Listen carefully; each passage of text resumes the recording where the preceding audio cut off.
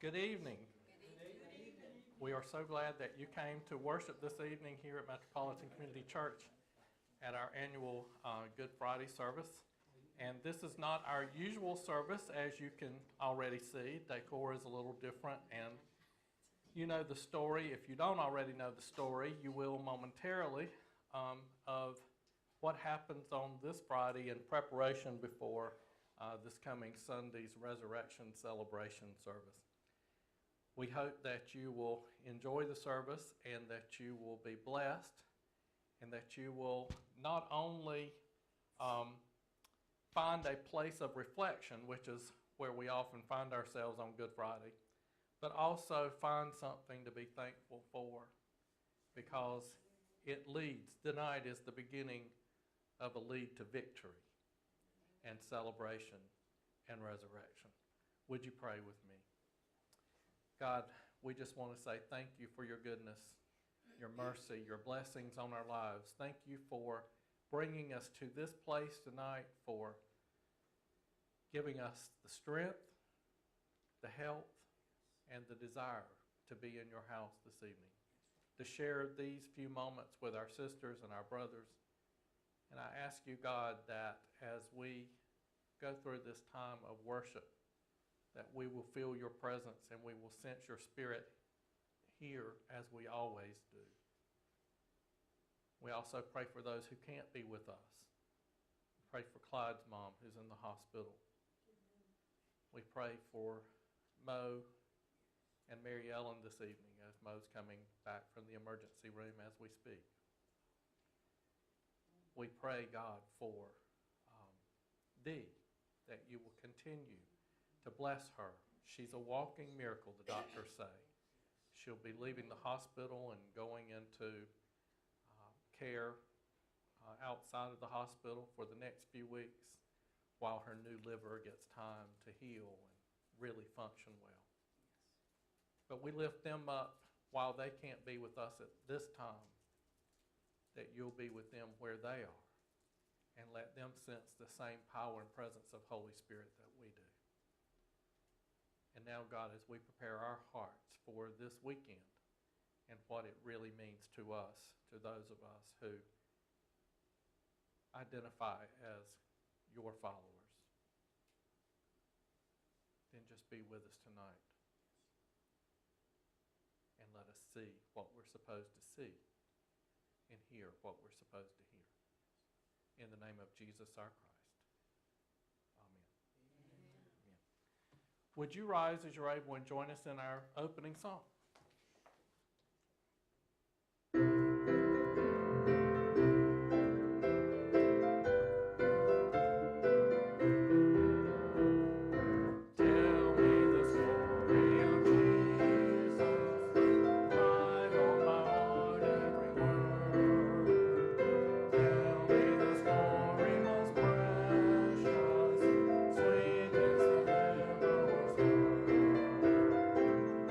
Tell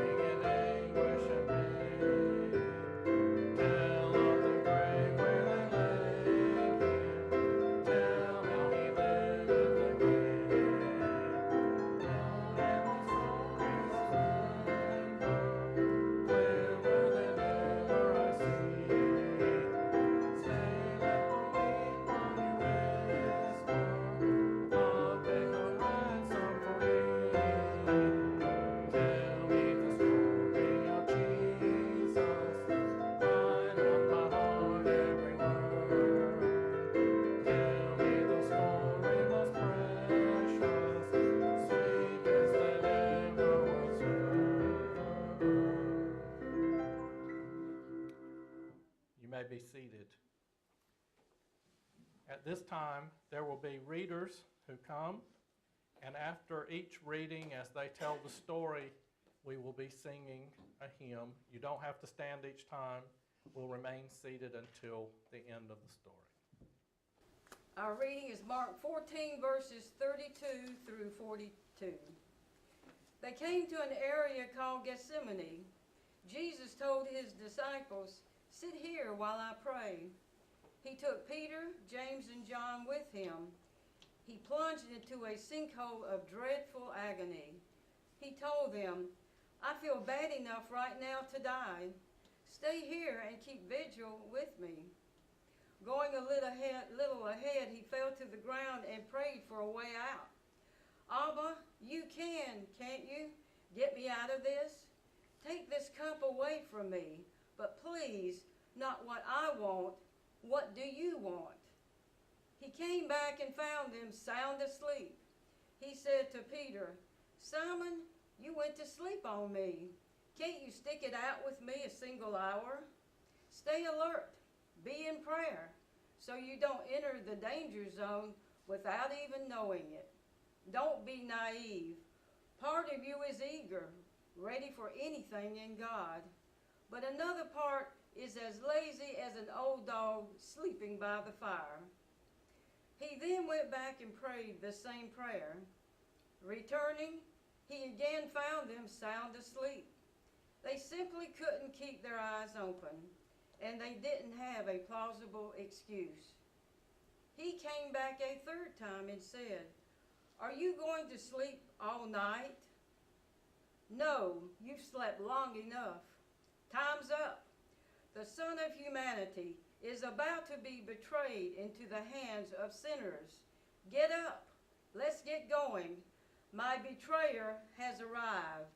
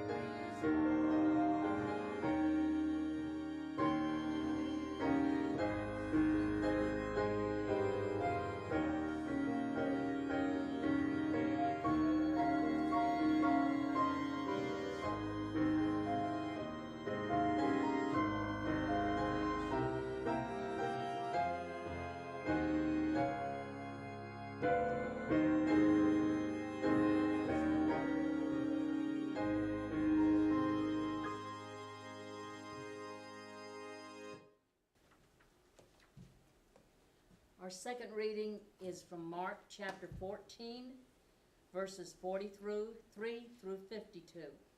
No sooner were the words out of his mouth when Judas, one of the 12 disciples, showed up, and with him a gang of ruffians sent by the high priest, religion scholars, and leaders, brandishing swords and clubs. The betrayer had worked out a signal with them. The one I kiss, that's the one. Seize him. Make sure he doesn't get away. He went straight to Jesus and said, "Rabbi," and kissed him. The others then grabbed him and roughed him up. One of the men standing there unsheathed his sword, swung, and came down on the chief priest's servant, lopping off the man's ear. Jesus said to them, "What is this? Coming after me with swords and clubs as if I were a dangerous criminal. Day after day I've been sitting in the temple teaching, and you never so much as lifted a hand against me. What you in fact have done is confirm the prophetic writings." All the disciples cut and ran. A young man was following along. All he had on was a bedsheet. Some of the men grabbed him, but he got away, running off naked and leaving them holding the sheet.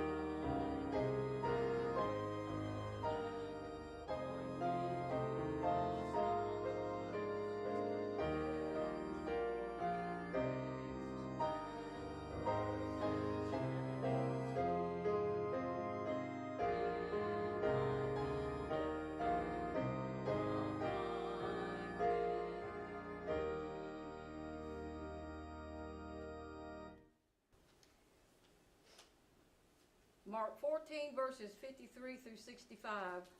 They led Jesus to the chief priest, where the high priest, religious leaders, and scholars had gathered together. Peter followed at a safe distance until they got to the chief priest's courtyard, where he mingled with the servants and warmed himself at the fire. The high priest, conspiring with the Jewish council, looked high and low for evidence against Jesus, by which they could sentence him to death. They found nothing. Plenty of people were willing to bring in false charges, but nothing added up, and they ended up canceling each other out. Then a few of them stood up and lied. "We heard him say, 'I am going to tear down this temple, built by hard labor, and in 3 days build another without lifting a hand.' But even they couldn't agree exactly.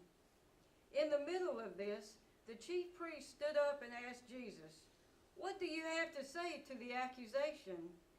Jesus was silent. He said nothing. The chief priest tried again, this time asking, "Are you the Messiah, the Son of the Blessed?" Jesus said, "Yes, I am, and you will see it yourself. The Son of Man seated at the right hand of the Mighty One, arriving on the clouds of heaven." The chief priest lost his temper. Ripping his clothes, he yelled, "Did you hear that? After that, do we need witnesses? You heard the blasphemy. Are you going to stand for it?" They condemned him, one and all. The sentence, death. Some of them started spitting at him.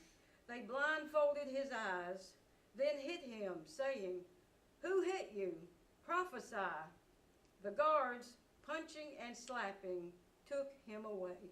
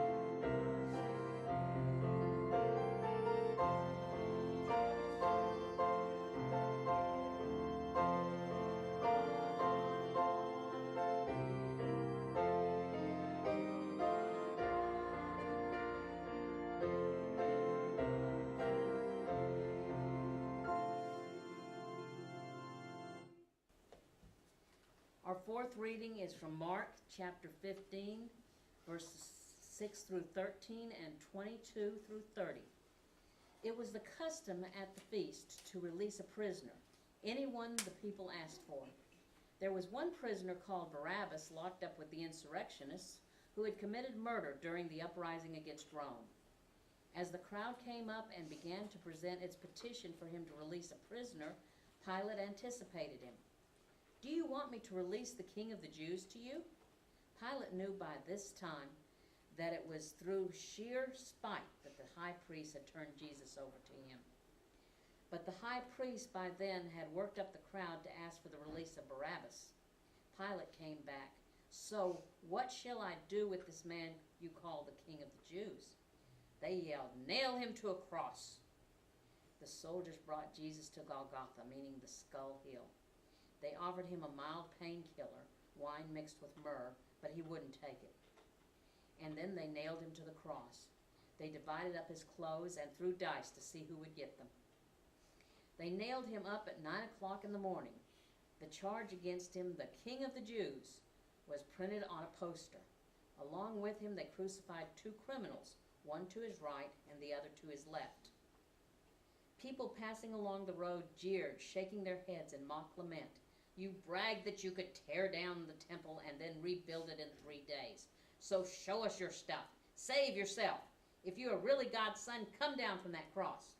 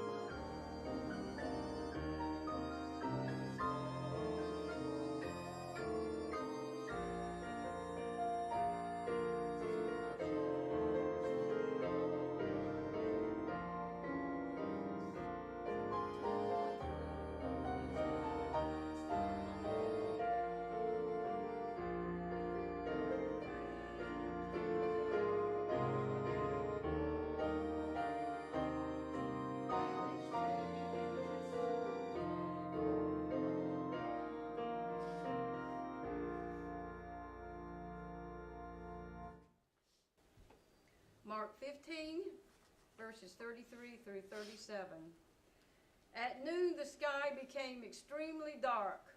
The darkness lasted 3 hours.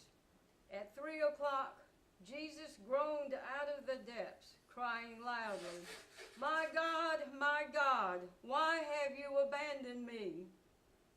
Some of the bystanders who heard him said, "Listen, he's calling for Elijah." Someone ran off, soaked a sponge in sour wine, put it on a stick, and gave it to him drink, saying, "Let's see if Elijah comes to take him down." But Jesus, with a loud cry, gave his last breath.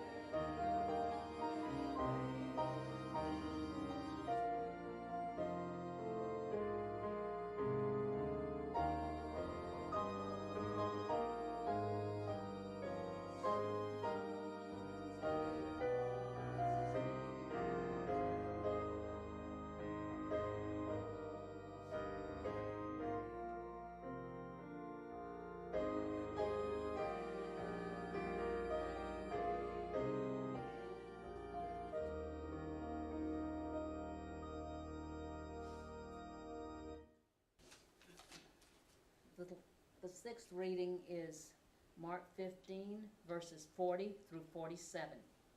There were some women watching from a distance among them. Excuse me. There were some women watching from a distance, among them Mary Magdalene, Mary the mother of the younger James and Joseph, and Salome.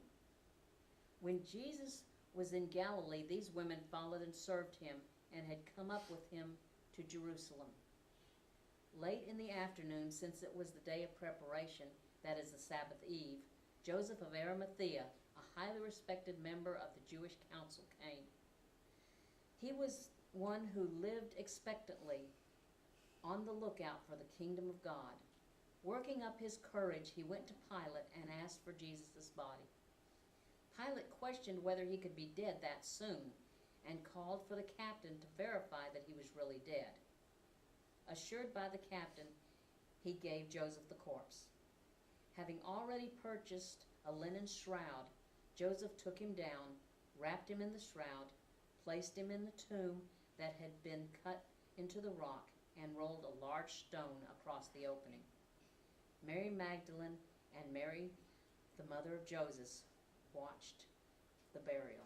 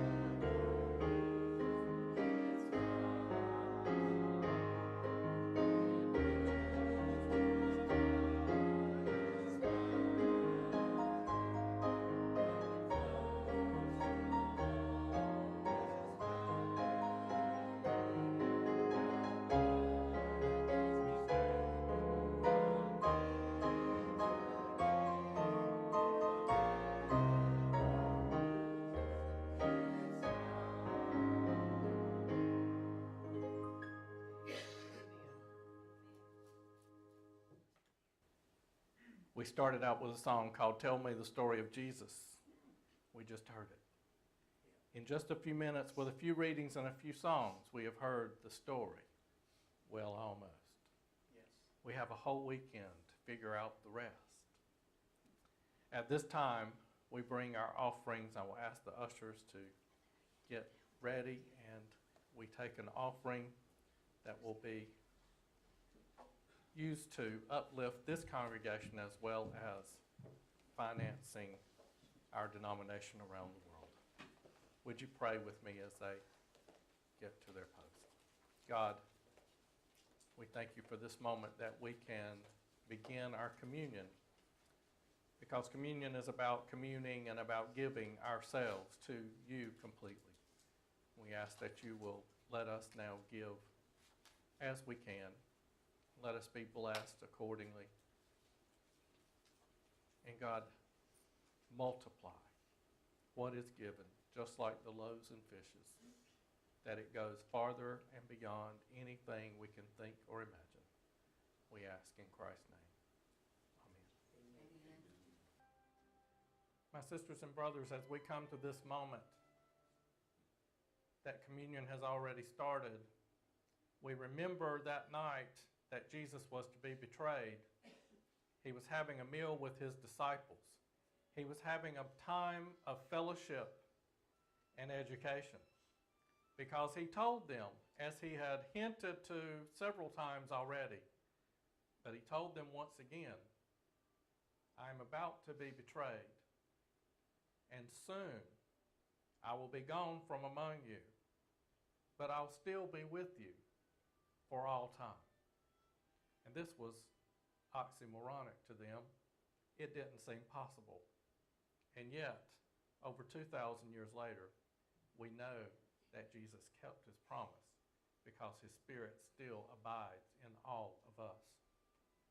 On that night, Jesus took bread similar to this bread, and he blessed it, and he broke it, and he said, "This is my body that is broken for you." Likewise, he took the cup filled with the fruit of the vine, and he blessed it, and he passed it to each one there, and said, "This is my blood that is shed for the forgiveness of all of your sins." My sisters and brothers at Metropolitan Community Church, we serve in open communion. That means you don't have to be a member of this church or any other church to come to the table of God. We're doing this a little different tonight than we would ordinarily. I'm placing the elements, the simple bread, the non-fermented grape juice. When you are inclined, there will be no ushers to direct you and no particular time for you to come, because from here on out is a time of prayer, quiet prayer. Not everybody knows that. There's another group coming in and they don't know what we're doing in here. We'll be patient with them. But as you can see, the cross is here. There will be no benediction. There will be no closing prayer. So now is your time to just experience God and talk to God in whatever way you need to. And remember this, prayer is not just about talking to God, but listening to God.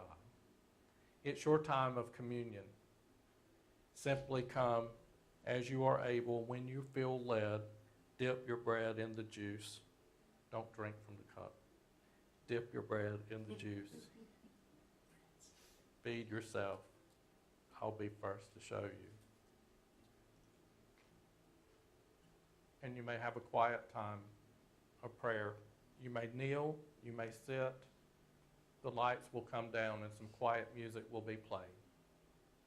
Pray as long as you need. Be here as long as you need. And know that you are welcome in this place. Since we're not having a benediction, I pray that I see you on Sunday morning for a real exciting service. Amen.